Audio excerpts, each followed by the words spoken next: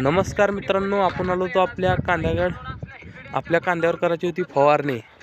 तर हे औषध सांगतो कुठलं आहे. हे आहे इलेक्ट्रिका आणि हे आहे ग्रोसिल. अजून एक आहे ते सांगतो. आणि हे आहे इटलिस्ट. आणि पावसासाठी मित्रांनो हे स्टिकर कंपल्सरी वापरा औषधात आपल्या. मित्रांनो, आपण औषध कालवणार आहे. लाकडाने व्यवस्थित होत नसल्यामुळे आपण पंपानं डायरेक्ट औषध कालवणार आहे. चांगलं मिक्स होत आहे ते बघा.